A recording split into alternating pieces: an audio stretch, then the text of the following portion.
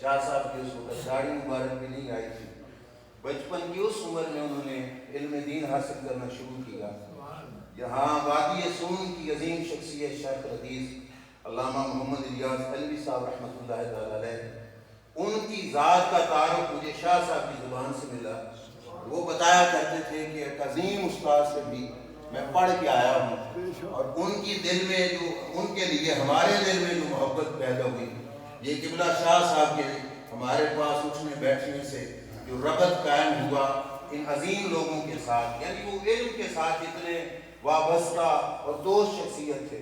اور کمال کی بات یہ بھی کہ ہمارے گھر میں جس دن شاہ صاحب کا وصال ہوا نا، منگل والے دن میرے والد گرامی کی 27 رمضان کو ان کا وصال ہوا تھا، تو گھر میں لوگ فاتح خوانی کے لیے آ رہے تھے، تو پوچھتے تو شاہ صاحب کے وصال کی لگ گئی، ہم فاتح خوانی کے لیے بیٹھے تھے، تو کثرت سے فون بار بار مجھے آ رہے تھے، پوچھتے تھے۔ اب دو خاص بندوں کا میں ذکر کرنا چاہتا ہوں۔ ایک مفتی صاحب ہیں جامعہ حجویریہ کے پڑھے ہوئے، ان کی معیت میں ہم نے رات گزاری تھی شاہ صاحب کے گھر میں۔ انہوں نے مجھے فون کیا کہ یہ وہی علی شاہ صاحب ہیں جن کے گھر سے ہم نے ناشتہ کیا تھا۔ اور ایک اور جو ہے سید علامہ ہے فاضل بھیرا شریف، ان کی صرف ایک ملاقات ہے، یقین جانیے صرف ایک ملاقات علی شاہ صاحب کے ساتھ، اور وہ بھی گھنٹوں پہ نہیں چند منٹوں پر مشتمل تھی۔ یہاں سے جنازہ پڑھ کے میں جا رہا تھا تو انہوں نے اتنی لمبی تحریر مجھے بھیجی، وہ فاضل ہیں میرا شریف کے، انہوں نے جو وہاں پہ الفاظ استعمال کیے، وہ کہتے تھے کہ ایک ملاقات میں میں سمجھ گیا اس بندے کا علم کے ساتھ کتنا تعلق ہے اور علم والوں کے ساتھ کتنی وابستگی ہے۔ کثرت کے ساتھ یقین جانیے، یہ مسجد میں کھڑا ہوں بلا مبالغہ کہہ رہا ہوں، اکثر لوگوں نے فون کیا کہ علی شاہ صاحب کا وصال ہوا، مجھ سے پوچھنے لگے، تو وہاں فاتح خوانی کے لیے کچھ ساتھی آئے ہوئے تھے، تو انہوں نے مجھے کہا کہ ایسے لگتا ہے کہ جیسے فوت ہونے والا تمہارے گھر کا بندہ ہے، تمہیں اتنے لوگ رابطہ کر رہے ہیں، یعنی یہ تعلق ان کا علم کے ساتھ، علم والوں کے ساتھ، اور یہ وابستگی ان کی علم دین کے ساتھ۔ چند دن پہلے وصال سے 10 دن پہلے ان کے ساتھ ملاقات ہوئی تھی، اور انہوں نے بتایا تھا کہ رمضان المبارک پورا انہوں نے باقاعدہ درس دیا، جو قرآن پاک کی تکمیل ہوئی وہ تو الگ، روزانہ علم دین کا درس، وہ بھی رمضان شریف میں، جہاں نفل فرض کے برابر ہو جاتے ہیں اور فرضوں پہ رب 70 درجے کا اجر دیتا ہے۔ اور ان کی وہ محنت اور ان کی وہ کوشش، کئی دفعہ ایسا ہوتا ہے کہ جس وقت سرمایہ بہت اکٹھا ہو جائے تو پھر سرمایہ اکٹھا کرنے والے کو محکمہ چھٹی دیتا ہے کہ چل واپس اپنے دیس میں چلا جائے۔ اب دیکھو ہمارا یہ پردیس ہے، اور جہاں پہ وہ چلے گئے وہ ان کا دیس ہے، وہ دیس میں چلے گئے۔ کوئی بیرون ملک جائے، دبئی، یورپ، سعودیہ، ڈھیر سارا سرمایہ اکٹھا کرے اور محکمہ ان کو چھٹی دے کہ واپس جاؤ پاکستان میں، تو وہ واپس آتے ہوئے نہ پریشان ہوتا ہے نہ گھبراتا ہے، خوشی سے آ رہا ہوتا ہے، کیونکہ اس کی پانڈ بھاری ہے اور اس نے بہت کچھ کما لیا ہے۔ اور یہ رمضان شریف کی کمائی کے بعد بہت جلد جانا، یہ اہل علم کا جو ہے طرہ امتیاز ہوتا ہے۔ حضرت امام بخاری رحمۃ اللہ تعالیٰ علیہ یکم شوال کو گئے اور وہ رمضان المبارک کی جو کمائی کو جمع کر کے وہ لے گئے، اور شاہ صاحب 11 شوال کو دنیا سے جا رہے ہیں کہ رمضان المبارک کی کمائی اور پھر والدین کی خدمت کی بھی سعادت جو ان کو نصیب ہوئی، وہ سب کا سب سرمایہ جمع کر کے جب دنیا سے جا رہے تھے تو جنہوں نے چہرہ دیکھا، میں قسمیہ کہہ رہا ہوں، سبھی اس بات کے گواہ ہیں کہ چہرہ مسکرا رہا تھا۔ ہم اگر غمگین تھے تو ہمیں اپنی جدائی کا غم تھا، لیکن جانے والے کو پتا تھا میں کچھ کما کے جا رہا ہوں۔ نشان مرگ مرد مومن بات گویم، مر گایا تبسم بر لب اوست، مومن کی موت کی نشانی بھی یہ ہوتی ہے کہ وہ جاتے ہوئے مسکرا کے جا رہا ہوں، مسکرا کے جا رہا ہے۔ اور وہ اپنے دیس کی طرف وہ سرمایہ جمع کر کے لے کے گئے، اللہ کی بارگاہ میں حاضر ہو گئے، اور ان کا دنیا سے جانا بھی بڑا پیارا ہوتا ہے۔ حدیث قدسی ہے، مفہوم ہے کہ مالک فرماتا ہے مجھے کسی موقع پہ تردد نہیں ہوتا تردد ہوتا ہے اس وقت جب میرے مومن بندے کی موت کا وقت آتا ہے۔ علماء جانتے ہیں یہ تردد یہاں پہ اس معنی میں نہیں جس معنی میں آپ کو مجھے تردد ہوتا ہے، ہم تو انجام سے بے خبر اور وہ سب کچھ جاننے والی ذات ہے۔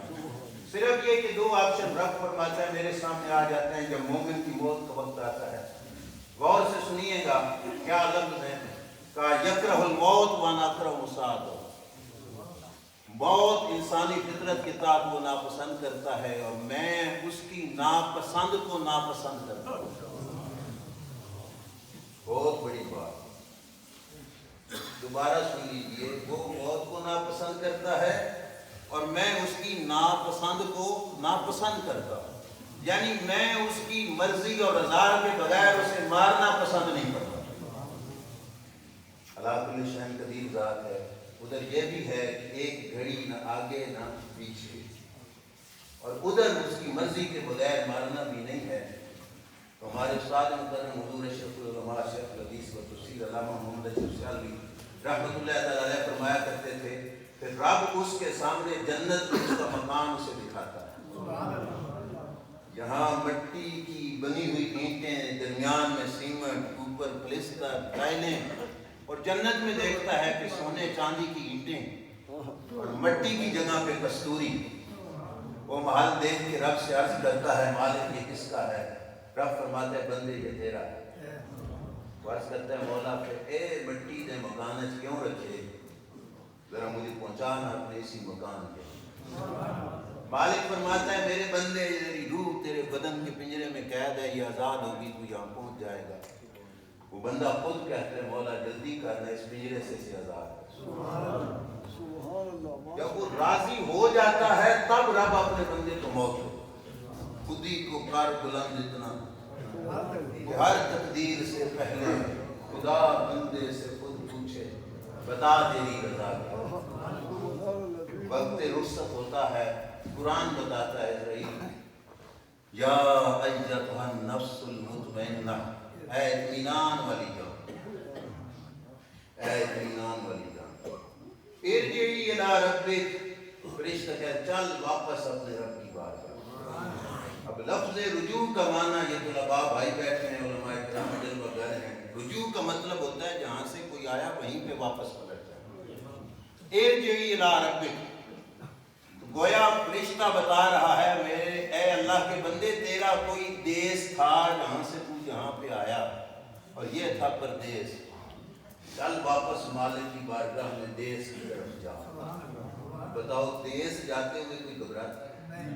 دیس جاتے ہوئے کوئی پچھتاتا ہے؟ دیس جاتے ہوئے کسی کو کوئی پریشانی ہوتی ہے؟ وہ خوش ہو کے جا رہا ہوتا ہے۔ یہی وجہ ہے کہ شریعت کا حکم ہے کہ تجہیز و تکفین کے اندر جلدی کی جائے، کیوں کہ جو کما کے لایا ہے وہ اپنا رزلٹ دیکھنے کا جلدی سے خواہش ہے، مجھے پہنچایا جائے قبر کے اندر، میں دیکھوں کہ رب نے میرے لیے کیا کچھ تیار، جلدی کی جائے تجہیز و تکفین کی۔ شاہ صاحب کے گھرانے نے اس پر بھی عمل کیا۔ ہم جنازے کے ساتھ تھے، بلوال ادھر پہنچا، مختصر وقت وہ بھی گھر میں بھیج کر فوراً جنازہ کے لیے تیاری شروع ہوئی، اور پھر ساتھ ہی مرحلہ تدفین کا، یہ بھی کس لیے کہ جانے والے نے کمایا بہت کچھ ہے اور وہ اپنی کمائی کو جلدی سے اس کا اجر مالک کی بارگاہ سے ارجعی الی ربک، چل بندے اپنے دیس کی طرف۔ ایک بات عرض کرتا چلوں، آپ ذرا بتائیے بندہ دیس میں ڈاٹا ہوتا ہے یا پردیس میں؟ بولیے تھوڑا، دیس میں ڈاٹا ہوتا ہے، پردیس میں طاقتور بھی کمزور ہوتے ہیں۔ سلطان بہو نے کہا تھا نا شالا کوئی پردیسی نہ تجھے باہو کک جنا سے بارے، پردیس اوکھا ہوتا ہے، دیس سوکھا ہوتا ہے۔ یہ آپ بیٹھے پردیس میں، ہم سارے ہیں پردیس میں، شاہ صاحب جہاں چلے گئے وہ ہے دیس میں۔ اب اپنی طاقت کا اندازہ لاؤ اور اس دیس والے کی طاقت کا اندازہ لاؤ۔ آپ سن رہے ہیں کہ نہیں؟ بولیے، سننے کی طاقت ہے نا، دیکھنے کی بھی ہے آپ کے پاس، بولنے کی بھی ہے، اور بیٹھے کہاں پہ ہو؟ پردیس میں۔ اور جو دیس میں چلا گیا اس کی طاقت گھٹ جائے گی کہ بڑھ جائے گی؟ بولیے تھوڑا سا، بڑھ جائے گی نا۔ جھگڑا کرنے والے کہتے ہیں کہ آپ بزرگوں کے پاس کیا لینے جاتے ہو، وہ وہاں پہ جا کے ان کی طاقتیں بڑھ جاتی ہیں. ان کی آنکھ کی طاقت زیادہ، ان کے سننے کی طاقت زیادہ، ان کے بولنے کی طاقت زیادہ، ان کی سمجھنے کی طاقت زیادہ، ان کے پہچاننے کی طاقت زیادہ ہو جاتی ہے، کیونکہ وہ دیس میں چلے. ارجعی الی ربک راضیۃ مرضیہ، تم اس سے راضی ہو تو اس سے راضی. خالق کی بارگاہ میں اس حال میں پہنچ، اور جس وقت ایسی لوگ قبر میں پہنچتے ہیں، اب یہ میں بلا مبالغہ کہہ رہا ہوں، بطور خوشامد کی نہیں کہہ رہا، ویسے بھی جو نسبت مصطفیٰ ہے اس کے عظمتیں بیان کرنا وہ اہل سنت کا شیوا ہے، اور ان کا احترام ہماری پہچان ہے. وہ الگ، لیکن جو حقیقت ہے وہ یہی ہے کہ جب ایسے لوگ قبر میں جاتے ہیں تو ان کی طاقتیں پہلے سے بڑھ جاتی ہیں. پہلے سے مشہور روایت آپ نے سنی ہوگی کہ وہ سیدہ عائشہ صدیقہ رضی اللہ تعالیٰ عنہا حضرت عمر کے مدفون ہونے کے بعد پردہ کر کے جاتی ہیں. انہوں نے فرمایا کرتی کہ مجھے عمر سے حیا آتی. یاد ہے نا بہت. اب دیکھو کان کی طاقت تو زیادہ ہے، آنکھ کی طاقت کم ہوتی ہے. سر پہ رضائیاں ڈال لو، کان پہ رضائیاں ڈال لو، پھر بھی بندہ سن تو لیتا ہے کچھ نہ کچھ. آنکھ کے سامنے یہ ذرا سا پردہ آ جائے تو دیکھنا بند ہو. سیدہ بتاتی ہیں کہ وہ مزار میں لیٹ کر بھی ان کی آنکھ کی طاقت اتنی تیز ہے کہ منو مٹی سے اوپر دیکھ سکتے ہیں. ان کا دیکھنا اتنا طاقتور ہے، ان کا سننا کتنا طاقتور ہے. یہ فلسفہ سمجھنا ہو، بس میں بھی بات کو سمیٹتے سمیٹتے کور کروں گا. یہ فلسفہ سمجھنا ہو، شاید میں اپنے انداز میں نہ سمجھا سکوں، علماء اپنے انداز میں نہ سمجھا سکیں. ہمارے استاد گرامی اور جو حضور ملک المدرسین تاجور کشور تدریس علامہ عطا محمد مدیالوی رحمۃ اللہ تعالیٰ علیہ، آپ فرمایا کرتے تھے کہ دین کے سبق کی زیادہ سمجھ اس کو آتی ہے جو دیہاتی ہوتا ہے. جس کو ہوتی ہے دیہاتی بندہ آسانی سے دین کا سبق سمجھتا ہے. اسی دیہاتی رنگ میں آپ کو تھوڑا سمجھاؤں. بیون کی طاقتیں پہلے سے بھی بڑھ جاتی ہیں. وہ یہ ہے کہ کسی جٹ کے گھر میں بوری گندم کی پڑی تھی اور گندم بونے کا موسم آ گیا. دوسرے بھائی نے کہا بھائی بوری گندم کی اٹھا اور اپنے کھیتوں میں ڈال. تو اس نے کہا کہ میں کیوں مٹی کے سٹ کے ضائع کرا، میں سنبھال کے رکھساں لوڑ میرے کم آوے. لیکن دوسرے نے آدھی بوری اٹھائی اور زمین میں پھینک دی. کل جب فصل بنے گی اس کی بوری کتنی دیر رہے گی، کتنا عرصہ یہ اپنی بوری کو سنبھال کے رکھے گا. لیکن جس نے زمین کے اندر اپنے گندم کی آدھی بوری بھی ڈالی، کل وہ کئی بوریوں کا مالک بنے. کیوں؟ اس نے دانہ تو مٹی میں ملایا، پر مٹی میں ملنے والا دانہ مٹنے والا نہیں ہوتا. شاید آپ سمجھ گئے. مٹی میں ملنے والا دانہ مٹنے والا نہیں ہوتا، کئی دانے پیدا کرنے والا ہوتا ہے. وہ زمین میں دفن ہوا، مٹی اس کے اوپر آئی، جس نے بوری گھر سنبھال کے رکھی نا، اس کی وہ بوری اسے کتنا عرصہ فائدہ دے. اور جس نے مٹی میں سمو دیا اپنے گھر کی آدھی بوری کو، اسے کئی بوریاں. جس نے گھر میں سنبھال کے رکھا اسے اتنا فائدہ نہیں. جس نے گھر سے بھیجا پڑھنے کے لیے پھر پڑھایا اپنے بچے کو، اور پھر اتنا پڑھایا. میں یہ بات بھی ضروری سمجھتا ہوں. مجھے ایک ساتھی نے پوچھا تو میں نے کہا شاہ صاحب تھے جو وفات پا گئے، پھر ساتھ بتایا پیر صاحب تھے، ان کی باقاعدہ پیری مریدی کا سلسلہ تھا. مطلب لوگوں کا آنا جانا، ایک عقیدت مندی ارادت مندی کا سلسلہ تھا. وہ جو آج کل ہماری اہل سنت میں رواج ہے، انہوں نے پتہ کیا کہا؟ انہوں نے کہا کہ انہوں نے کی سی بلوال کیوں گیا ہوئے سن. یہ اس نے کہا انہوں نے کی سی بلوال کیوں گیا ہوئے سن. گھر بیٹھتے پیری مریدی کرتے اور سارا کام چلاتے، پر ان کو پتہ نہیں ہے بلوال جا کے محنت کرنے والا یہ وہ ہے جو مٹی میں چلا گیا دانا. وہ آستانہ تو حسین پاک کا بھی مدینہ شریف ہے، وہ بھی آستانہ عالیہ مدینہ شریف کے سجادہ نشین، لیکن پہنچے کربلا کے میدان میں. اور حرم مکہ تو اس دن چھوڑا جب حاجی کے لیے مکہ کی طرف یوم ترویہ کو جا رہے ہوتے ہیں، اور اس وقت وہ حرم مکہ چھوڑ کے کربلا کے میدان میں جا رہے ہیں۔ شاہ صاحب کا استانہ تھے، بلوال کیوں گئے ہوئے سن؟ دراصل بات یہ تھی کہ بلوال وہ بوٹے لگانے گئے ہوئے، وہ بوٹے لگانے گئے ہوئے، اور بوٹا لگانا یہ جو ایسی نیکی ہے نا جو آج کل عام جاتی بیٹھا ہے۔ حدیث ہے مسلم شریف کی، قبلہ حضرت صاحب تشریف فرما ہیں کہ سرکار کا فرمان علی شان کا مفہوم ہے کہ اگر کوئی شخص اپنے زمین کے اندر دانا بوتا ہے اور وہ دانا کوئی پرندہ بھی آ کے اگر کھا جاتا ہے نا تو اللہ اس کو اس کا اجر عطا کرتا ہے۔ جس نے اس زمین میں بوٹا لگایا وہ ناکارہ کوئی نہیں گیا، ہمیں دانا کوئی چوک کے گیا، ہمیں کہاں نہیں چوک لے، ضائع ہو بھی۔ تو جنہوں نے مسجد میں بیٹھ کے بوٹے لگائے،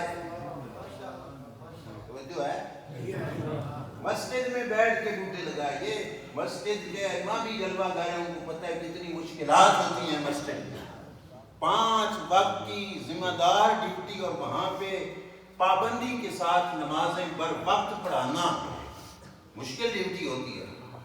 گھر میں آسانی سے سکون سے بیٹھتے، ہاتھ پاؤں چھمواتے اور اپنا سلسلہ جاری کرتے، لیکن انہوں نے وہ مشکل اٹھائی اور انہوں نے وہاں پہ بوٹے لگائے۔ یہ مولانا عمر فاروق صدیقی صاحب بیان فرما رہے تھے، بوٹے لگائے وہاں۔ میں نے خود سوشل میڈیا پہ بھی دیکھا، بلوال کے علاقے کے لوگوں نے کہا کہ جو پودا شاہ صاحب نے لگانا تھا وہ لگا گئے۔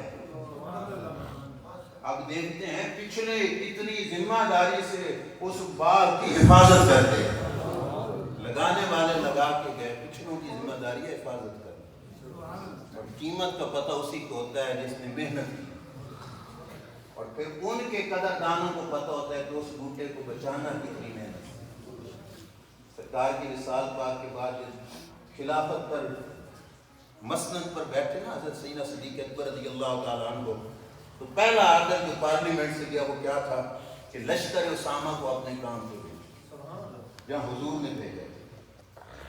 لوگوں نے کہا حضور مدینہ شریف کی سرحد کو خطرہ ہے اور آپ باہر فوج کو بھیج رہے ہیں، آپ کو نقصان ہوگا، مدینہ شریف کو نقصان ہوگا۔ وہ جو بوٹا سرکار نے لگایا تھا اس کی پاسداری ان غلاموں نے کتنی کی۔ حضرت صدیق نے کہا اگر حملہ ہو بھی جائے نا، دارالخلافہ پہ حملہ ہو جائے، ابو بکر صدیق کو بھی شہید کر دیا جائے، مدینے میں مجھے کوئی کفنانے والا دفنانے والا کوئی نہ ہو، آسمان کے پرندے اتر کر میری بوٹیاں نوچ نوچ کے کھا جائیں نا، مجھے یہ بھی گوارا ہے، پر حکم رسول میں دیر کرنا مجھے گوارا نہیں۔ بوٹے کی قدر ہے جو لگایا ہے سرور کائنات صلی اللہ علیہ وسلم۔ وہ بوٹے لگانے کے لیے گئے ہوئے تھے شاہ صاحب بلوال میں، اور انہوں نے اپنی محنت کی، اور وہ دانے والی بات دوبارہ وہ دانا زمین میں اب چلا گیا۔ علامہ اقبال نے کہا تھا تخم گل کی آنکھ زیر خاک بھی بے خواب ہے، کس قدر نشو و نما کے واسطے بے تاب ہے، سردی لحد سے بھی افسردہ ہو سکتا نہیں، خاک تلے دب کے بھی سوز اپنا کھو سکتا نہیں، پھول بن کے اپنی تربت سے نکل آتا ہے یہ، موت سے گویا قبائے زندگی پاتا ہے یہ، موت آخر تجدید مذاق زندگی کا نام ہے، خواب کے پردے میں بیداری کا پیغام۔ بس یہی جملے واضح کر کے بات ختم ہو جائے گی۔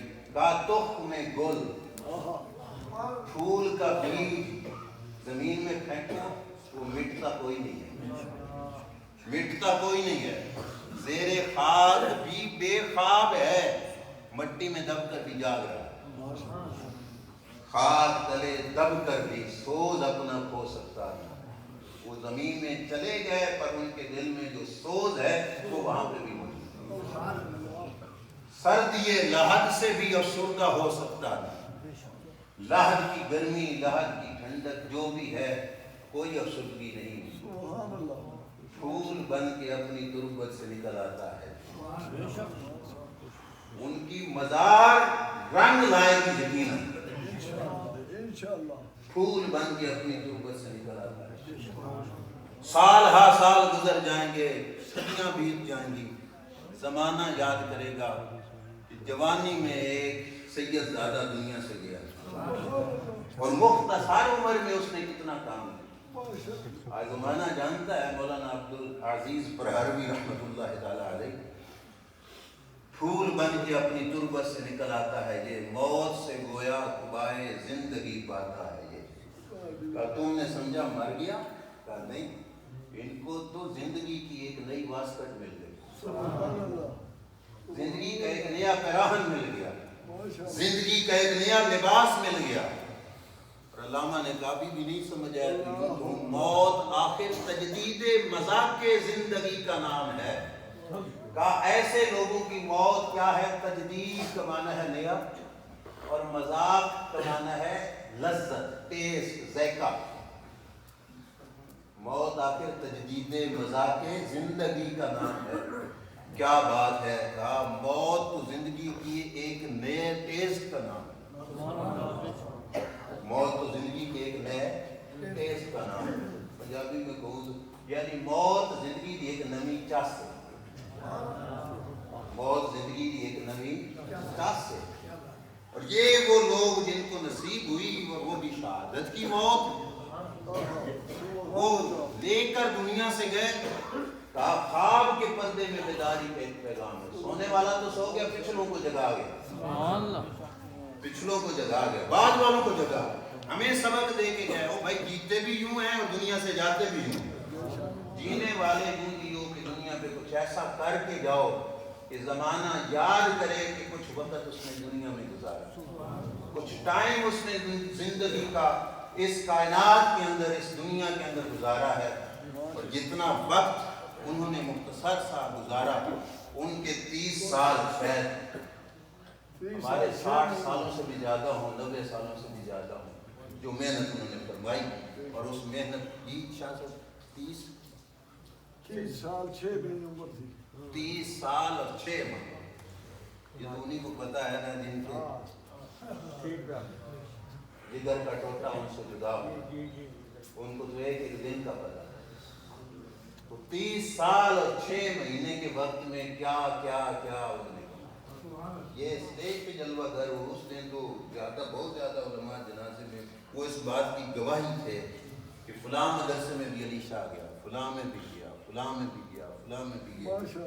یہ ایک گواہیاں ہیں، اور اللہ کے رسول نے فرمایا تم لوگوں تم گواہ ہو اللہ کے زمین پر، اور تمہاری گواہیوں کے فیصلے ہوتے ہیں۔ جسے چند لوگ کہہ رہے ہیں اچھا تھا، سرکار فرماتے ہیں اللہ اسے جنت دے دے۔ جسے گلوار کی سرزمین پہ تو انہوں نے کہا، ادھر اتنوں نے کہا، آج اتنے کہہ رہے ہیں اور کہتے رہیں گے۔ ان کی اچھائی کا عالم کیا، کتنے اچھے انسان تھے۔ بس تقریر کا آخری جملہ یہ، آپ بول دو ایک دفعہ، شاہ صاحب بہت اچھے انسان، بہت اچھے انسان۔ مولانا روم نے کہا بھائی اپنے زمانے میں انہوں نے کہا کہ بھائی اس دور بچ انسان بننا بھی اوکھا تھے، کامل انسان تو پھر اور اوکھا تھا۔ شاہ صاحب تو پھر بہت اچھے انسان، بہت اچھے، جن کا وقت ان کے ساتھ گزرا وہ اس بات کی گواہ ہے، یہ اساتذہ بھی گواہ ہے۔ اللہ قاسمی صاحب تشریف لائے، یقیناً میرے خیال میں شاہ صاحب نے دورہ حدیث ان سے پڑھا ہے، حدیث پاک کے ساتھ وہ بھی تشریف لائے، وہ بھی جلوہ گر ہے۔ اور یہ اس بات کی گواہی ہے کہ ان کے دل نے بھی کہا بھی شاہ صاحب اچھے انسان جانا چاہیے مجھے۔ یہ جلوہ گر ہو گئے گوں نہ گوں مصروفیات سے، انہوں نے وقت نکالا، لوگ سال ہر سال تک وقت لینے کے لیے پھرتے ہیں، اور انہوں نے مختصر وقت کے اندر وقت نکال کر اپنے ایک شاگرد کے لیے، استادوں کے لیے لوگ جاتے ہیں پر شاگردوں کے لیے یہ بھی بڑا کام، یہ ان کا اللہ تبارک و تعالیٰ نے سعادت منی عطا فرمائی۔ اللہ تعالیٰ ان کے آخرت میں درجات بلند فرمائے، بس خاندان کو صبر عطا فرمائے۔ ان کے جانے سے جو خلا پیدا ہوا، رب کریم اپنے محبوب کی رحمت کے تو پہلے اس خلا کو پر آپ دعوائیں